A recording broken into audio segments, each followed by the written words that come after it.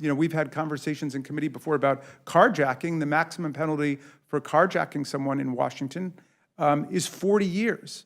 Kentucky doesn't even have a carjacking statute.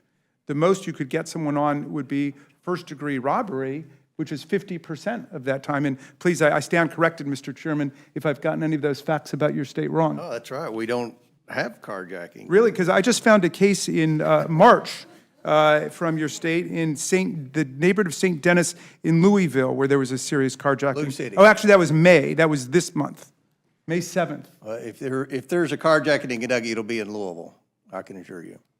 There's no carjackings outside of Louisville in your state? I'm sure in the course of history there's been some, but you have one a day in Washington, D.C., sometimes 2 or 3 a day. And with armed robbery, the burglar's there's a lot higher chance if a burglar's gonna try to rob someone in Kentucky, in rural Kentucky, that they're gonna. So is that an argument to lower the penalties? Because That's why there are lower Kentucky penalties? merchants, many Kentucky homeowners practice their right to bear arms, and that's a disincentive for burglars to commit armed robbery in Kentucky versus cities where they have excessive limits on guns. So the gun issue goes both ways. It can also be a detriment to crime. But in any event, my point, Mr. McGovern, was simply that the people in Washington, D.C., which is, of course, not part of my jurisdiction, but it is under the jurisdiction of the Oversight Committee, the people in Washington, D.C. are taking their crime problem seriously, as I'm sure the people of Louisville are and the rest of Kentucky are. And there's crime all across the country. And apparently what they've been doing in Washington, D.C. has been working, as they've had fairly dramatic reductions in violent crime and in homicide. The D.C. Crimes Act overturns targeted portions of the D.C. Council's Youth Rehabilitation Act by amending the definition of a youth offender from a person under the age of 25 to under the age of 18. Let me emphasize D.C.'s current law. Currently, D.C. Code allows a criminal under the age of 25 to be given the same leniency that is afforded to minors. This bill requires that we treat adult criminals as adults. To further address soaring juvenile crime in the district, the bill would require the D.C. Attorney General to create a publicly available website that tracks juvenile crime data. This data will inform Congress, the district's elected officials, the Metropolitan Police Department, the public, and others on the severity of juvenile crime in the city. Finally, the bill prohibits the D.C. Council from amending its sentencing and criminal liability laws, locking in place current D.C. criminal law, and leaving Congress as the sole authority to amend such laws in the future. Thank you, Madam Chair, and Mr. McGovern. The D.C. Crimes Act is the 4th bill the majority has brought to the floor in this Congress to try to overturn laws enacted by the Council of the District of Columbia. It's called the D.C. Criminal Reforms to Immediately Make Everyone Safe Act of 2024, which would be quite a magic trick. This act is even more radical than the other bills that they've brought forward, overturning the legitimately passed laws of Washington, D.C. This one doesn't simply overturn current D.C. law, but it permanently strips Washington, D.C. of its authority over criminal laws generally. This legislation represents the largest rollback of D.C.'s legislative authority to govern itself in nearly 30 years. At a time when the 700,000 tax-paying, draftable citizens of Washington, D.C. are seeking political equality with all other American citizens through the statehood process, this legislation is a serious insult and affront to the people of Washington. Now, it's part of a general effort to attack and undermine and vilify Washington, D.C. Ex-President Trump has repeatedly called for the federal government to take over the District of Columbia. Legislation has been introduced to abolish the D.C. government, and the D.C. Crimes Act is part of this campaign to demonize Washington, D.C., its locally elected leadership, and its local laws. Now, my colleagues think that the D.C. Crimes Act shows that they're tough on crime. Far from it, they don't seem to realize that the bill prevents the elected council of the District of Columbia from ever increasing any criminal penalty, including for murder, carjacking, rape, child abuse, you name it. The bill amends the D.C. Home Rule Act to say that the District of Columbia Council may not, quote, enact any act, resolution, or rule to change any criminal liability sentence in effect on the date of the enactment of the D.C. Crimes Act of 2024. The bill does not define the term criminal liability sentence, which is not a term of art either in federal criminal law or District of Columbia law. But despite the inartful drafting, the language is clearly intended to prohibit the D.C. Council from ever changing any statutory criminal penalties. It therefore likely prohibits the D.C. Council from creating any new criminal laws altogether. So I don't know whether or not this was a mistake or this was intended, but it clearly prohibits the D.C. Council from increasing any criminal penalties, which is what the District Council did recently in legislation that was passed by the Council of the District of Columbia. It increased several criminal penalties. That would be now outside of its legislative authority under this act.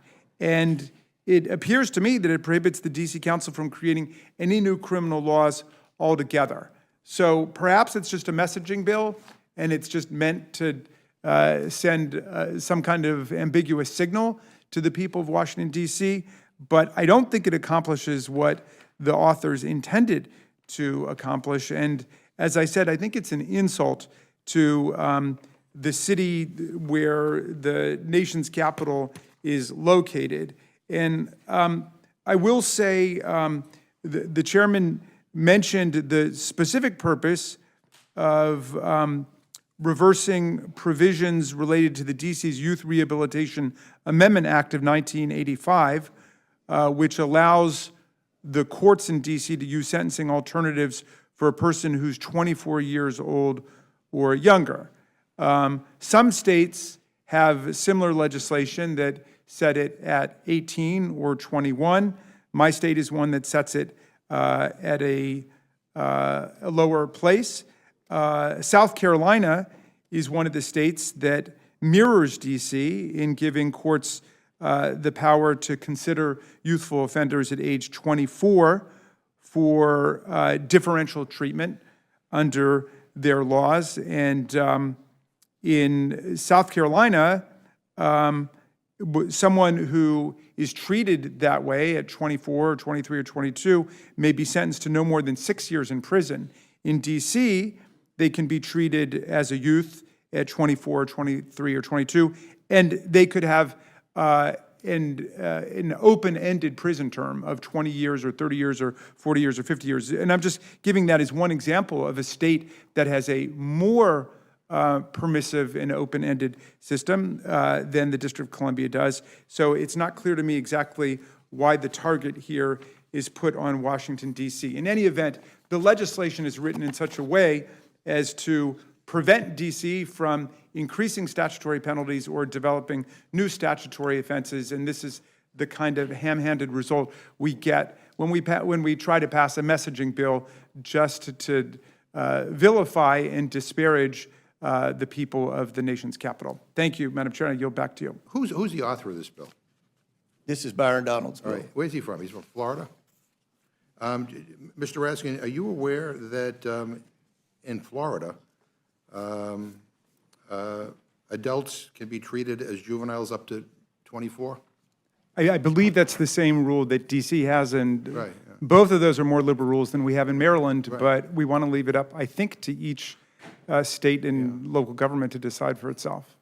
I guess the question is, why does the author of this bill think it's inappropriate for D.C., but it's okay for his home state of Florida? Well, but I wish my friend Mr. Roy were still here because I really wanted to respond to some of the things that he said that go right to your point. But I do believe that there's an effort here to scapegoat Washington, D.C. I mean, my friend from Texas that seems to be completely unaware of everything that Mayor Bowser in Washington and Chairman Mendelson, the chairman of the council, and the 13-member city council have been doing to fight crime in the city, which is part, of course, of a nationwide wave. And in fact, they've had real practical effect, positive effect. Total crime in D.C. This year is already down 16%. Violent crime is down 25%, and homicide is down 20%. So several months ago, they passed something called the Secure D.C. Act, which would be illegitimate under the legislation that our friends on the GOP side have brought forth today. They increased the criminal penalty for possession of a sawed-off shotgun or a ghost gun. And I know some of them don't like legislation relating to ghost guns, but in D.C., they brought a criminal penalty for it. They increased penalty for possession of a machine gun. Again, I know some people don't like that, but the people in D.C. decided to do it. They increased penalty for repeat sexual abuse. They enhanced sentences for crimes of violence committed in the parks of D.C. and in recreational property. They increased and enhanced sentences for crimes of violence committed against vulnerable adults, people with a mental disability or older people. They enhanced sentences for crimes of violence committed against rideshare drivers, transit operators, metro rail station managers, and employees and passengers. There's been an epidemic of crime against people who drive buses and metros across the country, and they took action against it. They also created a whole bunch of new offenses for possession of a firearm with intent to sell. Again, I know some of my friends who fashion themselves Second Amendment champions don't like any legislation like they passed in D.C. that criminalizes the selling of firearms. They created a new offense for strangulation. They created a new offense for directing organized retail theft. They created a new offense for possessing a firearm with a removed or altered serial number. They created a new offense for firing bullets in public. They created a new offense for the unlawful discarding of a firearm or ammunition outside of the law. Again, that may or may not be right for Maryland or Kentucky or Minnesota, but that's what they chose in D.C., and they're taking action. And I just think it's an insult and an affront to fellow Americans, albeit unrepresented by voting members in the House and the Senate, to just blindly overturn all of their laws, accuse them of doing nothing, accuse them of not caring about the public safety and public welfare in their own jurisdiction, and then make it impossible for them to create any new offenses. And I'm starting to think maybe it's because so many of their offenses have to do with the problem of gun violence, and maybe that's why they want to essentially legislatively disarm the people in Washington, D.C. Mr. Raskin, let me get this straight now. So our Republican colleagues portray this bill that is before us as tough on crime. Let me ask you a couple I'll make this quick, so yes or no questions. Would this bill that we're dealing with right now, what they call the D.C. Crimes Act, would it permanently prohibit the D.C. Council from increasing the penalties for murder, child sexual abuse, rape, carjacking, and every other crime? Yes, and my friends have not denied it. Okay. It strikes me that this bill not only prohibits the D.C. Council from increasing or decreasing criminal penalties, but could be construed to prohibit the D.C. Council from establishing any new crimes at all, since D.C. could not, quote, change any criminal liability sentence. Creating a new criminal penalty could be construed as a change. Do you agree with that? I absolutely agree, and you could only create a new crime if it did not have a sentence attached to it. So you mentioned in March the D.C. Council passed the Secure D.C. Omnibus Amendment Act, which increased penalties for, among other things, gun crimes, such as possession of a machine gun and child sexual abuse. It also created new crimes such as strangulation and firing bullets in public. Is it true that this bill, that we're talking about here today, would have prevented the D.C. Council from passing the Secure D.C. Omnibus Amendment Act? Yes, and it seems like several of their new statutory offenses related to gun crimes and crimes related to gun violence, and that might be part of the motivation in trying to wipe out their legislative authority. And as you know, this Congress, I think by any measure, is dysfunctional and can only seem to get around to bringing over the finish line must-pass bills. So under this bill, would Congress be the only entity that could increase or decrease statutory penalties in D.C.? Yes. Now, former President Trump has repeatedly called for the federal government to take over D.C., and I think my Republican friends like this power game that they play. I mean, they could actually give D.C. more representation in Congress with enhanced voting rights for our delegate, give her the same rights as we all have, and maybe even talk about 2 U.S. senators. But he has talked about taking over the D.C. government. Legislation has been introduced to repeal D.C. Home Rule Act. Home rule has been under greater threat in this Congress than in a generation. Should D.C. residents be worried that a Republican Congress, and God forbid, a Republican president, should they be worried that they could abolish the D.C. government entirely? Well, that should be among their worries, given the hypothetical you've just offered, yes. Yeah, and Madam Chair, I mean, Mr. Raskin, when he began, he talked about how the crime rate in D.C. has gone down.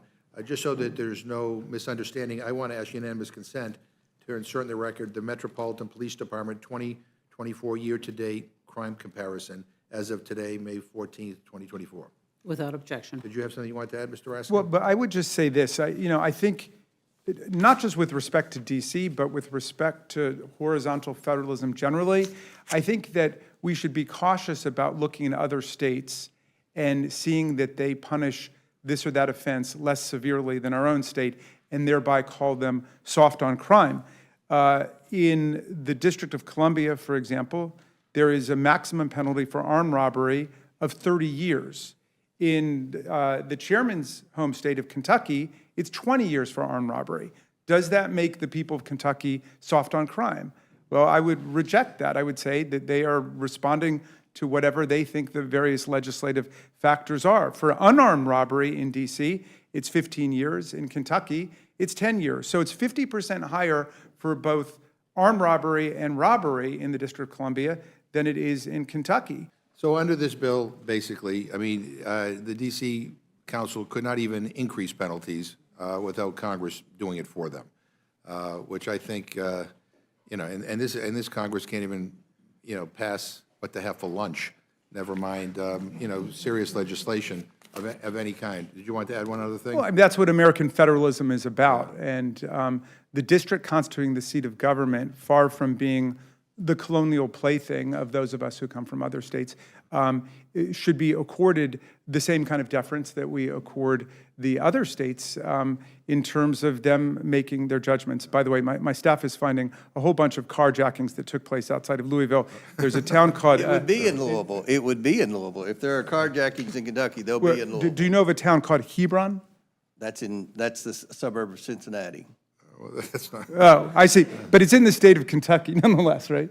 It's a suburb of Cincinnati. Okay, well, they found one recently there. It seems like there are some carjackings outside of the border of Louisville, and I'm sure that the people of Louisville would want me to correct that misimpression. Okay, well, I appreciate your answers to my question. I think this is a joke, quite frankly, that we're doing this. And again, this is par for the course. With that, I yield back.